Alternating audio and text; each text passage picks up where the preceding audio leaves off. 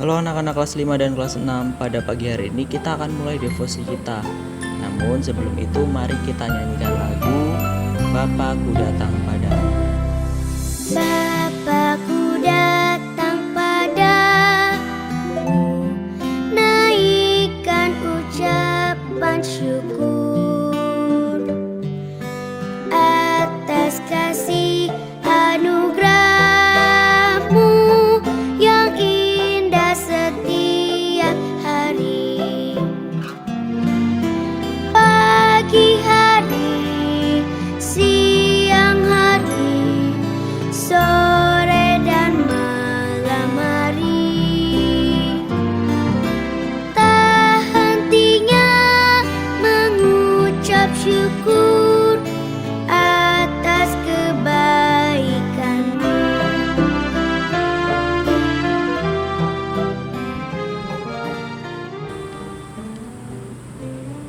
Mari kita bersatu dalam doa.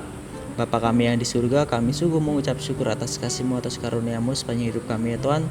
Terkhusus pada pagi hari ini, kembali Engkau berikan nafas kehidupan yang baru bagi kami. Pada pagi hari ini juga ya Tuhan, kami akan mendengarkan sedikit dari pemberitaan firman-Mu untuk mengawali hari ini. Biarlah firman ini dapat kami dengarkan dan dapat kami lakukan dalam setiap kehidupan kami sehari-hari. Tuhan, kami sambut firman-Mu hanya dalam nama Tuhan Yesus Kristus. Haleluya, amin. Oke anak-anak, pembacaan firman Tuhan pada pagi hari ini terambil dari 1 Raja-Raja 15 ayat 1 sampai 8. Dalam tahun ke-18 zaman Raja Yerobeam bin Nebat, menjadi rajalah Abiam atas Yehuda. 3 tahun lamanya ia memerintah di Yerusalem. Nama ibunya ialah Maakah, anak Abisalom. Abiam hidup dalam segala dosa yang telah dilakukan ayahnya sebelumnya, dan ia tidak dengan sepenuh hati berpaut kepada Tuhan, Allahnya, seperti Daud moyangnya. Tetapi oleh karena Daud, maka Tuhan Allahnya memberikan keturunan kepadanya di Yerusalem, dengan mengangkat anaknya, menggantikan dia, dan dengan membiarkan Yerusalem berdiri. Karena Daud telah melakukan apa yang benar di mata Tuhan, dan tidak menyimpang dari segala yang diperintahkannya kepadanya seumur hidupnya, kecuali dalam perkara Uria, orang Het itu. Dan ada perang antara Rehabeam dan Yerobeam seumur hidupnya. Selebihnya dari riwayat Abiam dan segala yang dilakukannya, bukankah semuanya itu tertulis dalam kitab sejarah Raja-Raja Yehuda? Dan ada perang antara Abiam dan Yerobeam. Kemudian Abiam mendapat perhentian bersama-sama dengan nenek moyangnya, dan ia dikuburkan di kota Daud. Maka Asa, anaknya, menjadi raja menggantikan dia. Raja Abiam. Setelah Rehabeam mati, Abiam anaknya menggantikan dia. Raja Abiam adalah raja yang memerintah dalam waktu yang sangat singkat. Hanya 3 tahun lamanya dia memerintah Yehuda.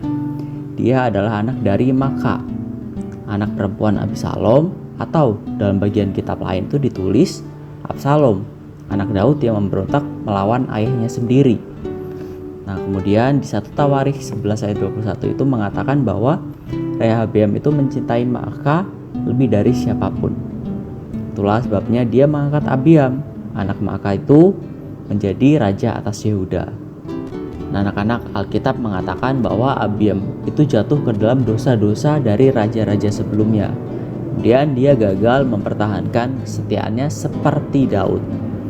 Nah, anak-anak, jika ditulis bahwa Abiam itu gagal memerintah dikarenakan dosa-dosa raja sebelumnya, berarti kegagalan para raja yang diulangi kembali oleh Abiam, yaitu adalah penyembahan berhala. Daud memang pernah jatuh anak-anak, tetapi bukan ke dalam dosa penyembahan berhala. Orang-orang Yehuda seperti Salomo dan juga Rehabeam semua memerintah pernah dicatat kegagalannya oleh kitab ini. Mereka semua pernah sujud kepada ilah-ilah palsu atau penyembahan berhala. Berarti Abiam juga jatuh ke dalam penyembahan berhala, sama seperti kedua pendahulunya itu sendiri. Nah, anak-anak, di ayat kelima mengatakan bahwa Daud itu setia dalam segala hal, kecuali dalam hal Uria, orang Het yang dia bunuh dan istrinya diambil itu. Nah, anak-anak, dari kisah ini sebenarnya ada hal yang kita dapat pelajari. Anak-anak, Tuhan itu tidak membuang orang-orang yang gagal untuk mencapai keselamatan yang sempurna, anak-anak. Tetapi Tuhan memberikan kepada mereka hati yang benar-benar mau dikoreksi dan kembali kepada Tuhan. Akan tetapi, hal inilah yang tidak ada pada diri Abiam. Dia bukanlah orang yang Tuhan berikan anugerah peringatan dan pertobatan. Dia tetap tidak mau bertobat hingga dia mati setelah hanya memerintah selama 3 tahun. Anak-anak, tidak ada manusia yang sempurna, tapi bukan berarti itu dijadikan alasan untuk melakukan pelanggaran. Daud adalah contoh manusia yang sempurna kecuali dalam hal Uria yang dibunuh dan istrinya diambil. Tetapi meskipun Daud melakukan pelanggaran, tetapi kasih Allah, kemudian karunia Allah masih terlalu besar dalam hidupnya.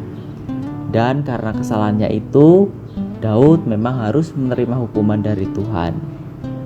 Nah, anak-anak, dosa memang membuat hati Allah terluka, tetapi kesempatan untuk bertobat selalu ada untuk kita semua.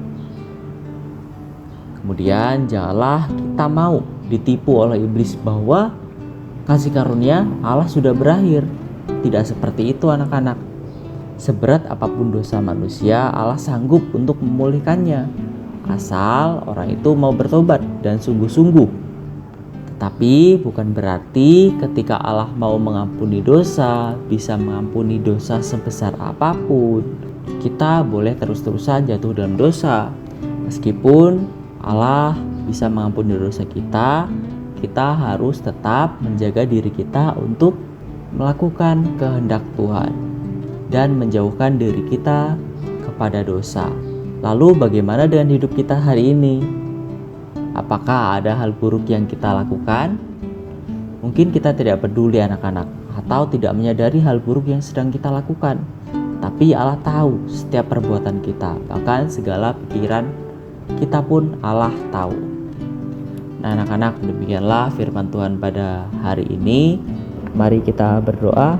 Bapa kami yang di surga, kami sungguh mengucap syukur atas firman pada pagi hari ini. Kembali Engkau beritakan kepada kami ya Tuhan, biarlah setiap firman ini dapat berguna bagi kami, dapat kami jalankan dan setiap kehidupan kami sehari-hari. Ya Tuhan, kami sambut hari-Mu ini ya Tuhan. Kami serahkan seluruh kehidupan kami dari hari ini sampai selama-lamanya. Hanya dalam nama Tuhan Yesus Kristus. Haleluya, amin.